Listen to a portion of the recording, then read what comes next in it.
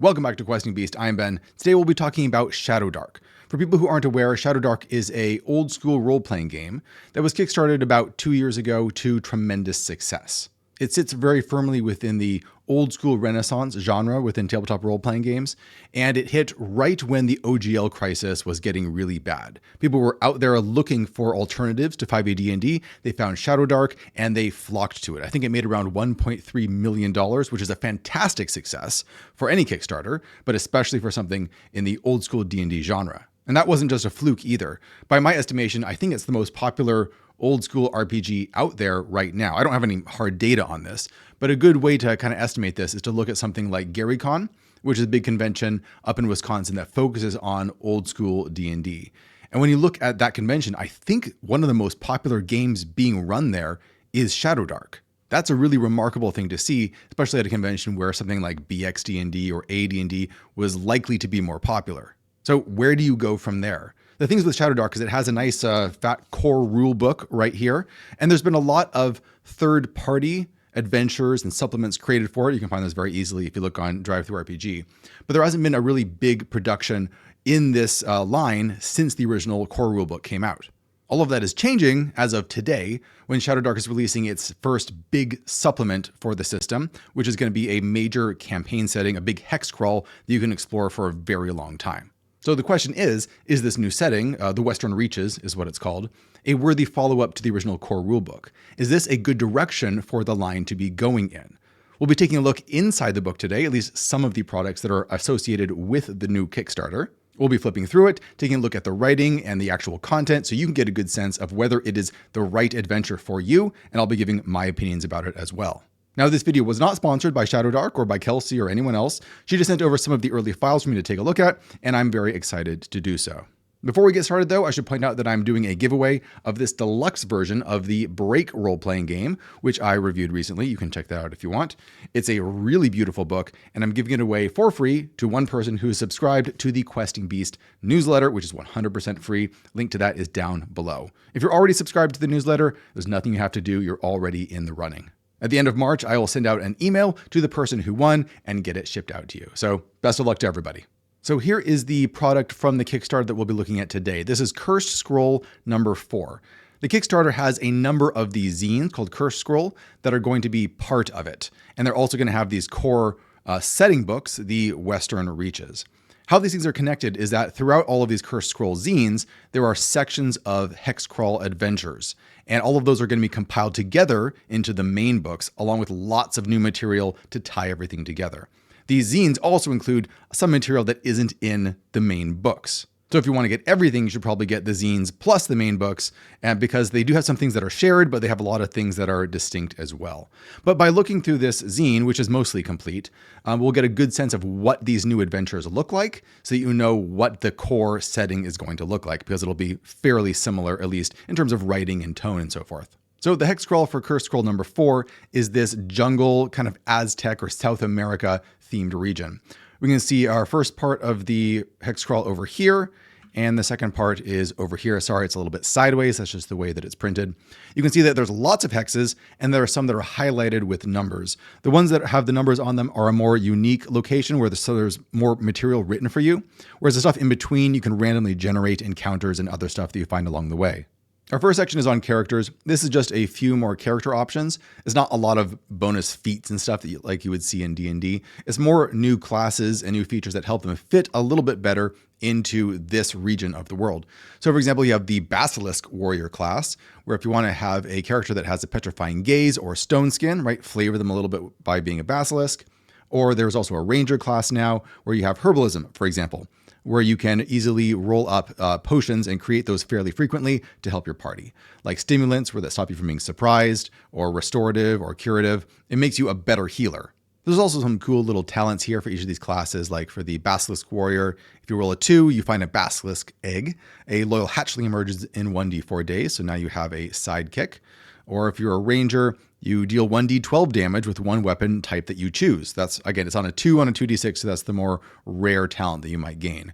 There's some new titles for your character and some new weapons, and the spells is what I am most interested in. Whenever I look at an OSR RPG, I like looking at the spells because it really tells me where the focus of the magic is. My preference in terms of magic for D&D is to make wizards more the utility class. The damage dealer, I feel like, should be put on the fighter or the warrior or whatever. And I feel like the wizard should be there to manipulate the environment, to confuse enemies, to change things, to provide tools that you can use to solve problems. That's just how I like it. So it's interesting to see what focus this Shadowdark zine has on that. And some of these I like quite a bit. So we have Anima right here, which lets you animate the life force of one natural object you touch the size of a horse or less. Natural object, I'm not totally sure what that means. Could you do, does that mean it has to be made out of like wood or stone? Does it have to be not shaped by human hands? That's a little bit unclear. I guess that's up to game master decision. But that gives you the ability to make little things come to life and work for you. And I think that's great for problem solving. There are some spells that are more combat focused, like Bark Skin increases your armor class. Earthquake does a bunch of damage, and you can also open up the earth and swallow creatures whole, which is pretty neat. Instill gives you a +1 weapon. But there are some good stuff that is also good for problem solving, like Magnetize. I really like this one. When an object you touch up to the size of a horse becomes powerfully magnetized. That's all that it does, but there's so many things you can do with that. You can use it to pull weapons out of people's hands, right? Or if they're wearing a lot of armor, suddenly they're stuck to this large object. You can get really creative with that. This one in particular is really fun, Oxidize. So one inanimate object you touch the size of a door or less ages D100 years. I don't think I've seen a D&D spell like that before. Again, it's really creative. It doesn't give you a lot of details as to what it does because you're going to have to use common sense to figure out what that means. But being able to rapidly age wood or stone or something like that can have a lot of interesting possibilities. You could make the wood on the floor rot away so you can drop down to the next level. You could possibly rust away part of a door or a wall so you can get through. A lot of good things there. Some spells for gathering information, like Mycelium over here. You connect your mind to the Earth's vast fungi network. Ask the GM one question of up to 15 words. The GM answers truthfully using up to 15 words. That's really powerful if you want to gain a lot of information. I don't really have a problem with that because I think you should be giving players lots of information. You might want to restrict it. It would be fun to restrict it to something like you can answer a question that fungi would know. That makes it a little bit more interesting in terms of how they phrase their questions, but you could do it more broadly as well. So now we're into the section on the Black River, which is the hex crawl in the jungle. We have a points of interest generator right here for when you are hex crawling and you come to a non-keyed location, you want something there besides just maybe an encounter. So you could roll a d20 on each of these columns and maybe you get a haunted pond with magical hazards, or maybe it's an abandoned tower with strange weather. Right? You're going to have to really expand on that if you want something to be more interactive, but it's a good starting point. You could always, of course, use my book, Knave 2nd Edition, which has tons and tons of tables to generate things in even more detail. Shameless plug. There's a list of special encounters like Obi-Ix, the Vampire, a fearsome warlord who has stalked the earth for thousands of years, or the Jaguar King, or the Basilisk Cult Procession, or the Void Spawn. Lots of unique characters that you could run into. The smaller, more normal encounters are all keyed at the back of this scene. We'll get to that in just a second. I like how many of these special encounters are not immediately hostile. So for example, this vampire does not attack characters unless provoked, but instead tries to recruit them into destroying what lurks inside the Eclipse Dial. And again, it has links to the other locations where those things are going to be important. Or maybe the Basilisk Cult Procession. Again, it doesn't say that they're going to attack you. It's a procession minding their own business. That gives players the opportunity to interact with it in ways other than just fighting. Let's look at a few of the special keyed locations in this hex crawl to get a sense of what they look like. So a moss and vine draped temple for the Basilisk Cult. Leer silently out of the jungle. Within a fading sect of 20 stone warriors nurture their 4 basilisk hatchlings and an aging adult.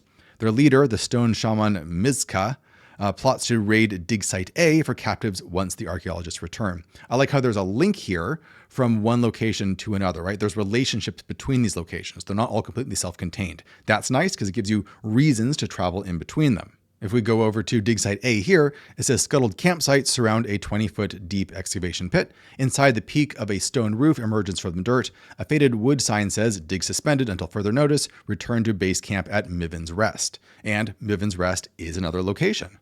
This is a 40-person base camp that is led by Green Reskin, and the oppressively hot jungle presses in thickly around the khaki tents and campfire pits. She's been there for years and knows a lot about the jungle. Recently, nearby Basilisk cultists have been spying on the camp and are planning to ambush to steal the ancient Basilisk egg the archaeologists have unearthed. Right, so there's a whole little story right there just from these 3 locations. That being said, a lot of these encounters are very terse, right? It's often just one paragraph, a couple characters, and maybe what they're doing there and what the location more or less looks like. So if there's a villain or there's a monster there, it just describes there's a monster here that could attack you. If you want a lot more detail in terms of what's in your hex crawls, you're going to have to flesh that out yourself because this doesn't really provide that. Whether you like that or not is going to be up to your style of running hex crawls. Some people really love to improvise. Some people want more of that detail.